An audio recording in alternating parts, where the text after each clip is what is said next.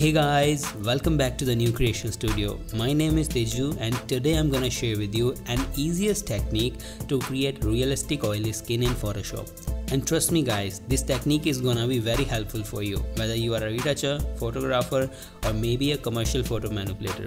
And that's why I'll highly recommend you to watch it completely. And one more thing, if you are new to New Creation Studio, then consider subscribing this channel because here I upload every week informative Photoshop tutorials. So now without any further ado, let's start creating something new. Here you can see that I have already opened up my documents. Now first of all, I need to duplicate my original image, and you can do that either by pressing Ctrl J or dragging your original image and drop it onto the new layer icon button. Now switch to your channel panel.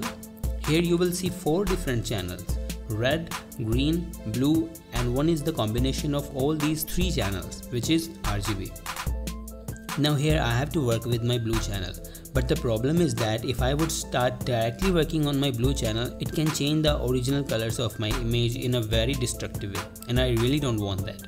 So that's why I'm gonna duplicate it. And to do that, select your channel first and then drag and drop it onto the new channel icon.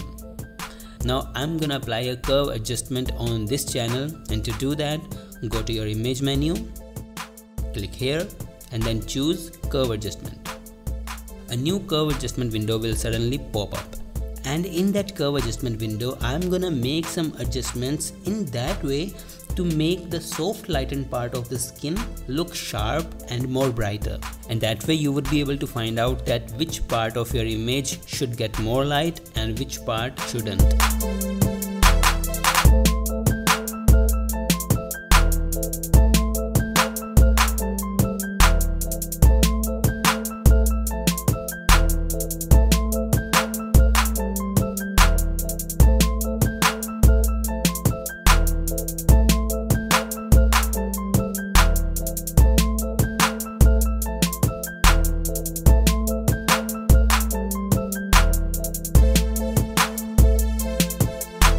Now after applying the adjustment, you can see that all of those parts that had gotten even a small amount of light information stored is now popped up, and hence giving us a feel of oily skin.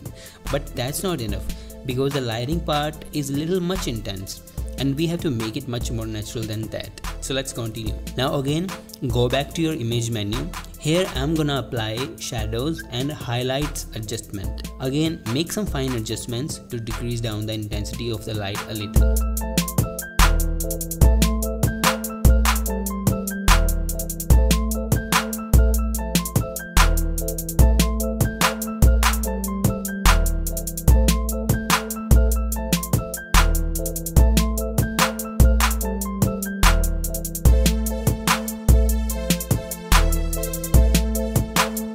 Now our image is looking pretty much nice and oily. Now here I'm gonna use my brush tool to highlight some of the areas a little, just to increase the intensity of my selected areas. But before start painting, make sure that you have selected the soft round brush. Decrease down the opacity of the brush around 10 to 20, and then decrease down the fill value around 30 to 50.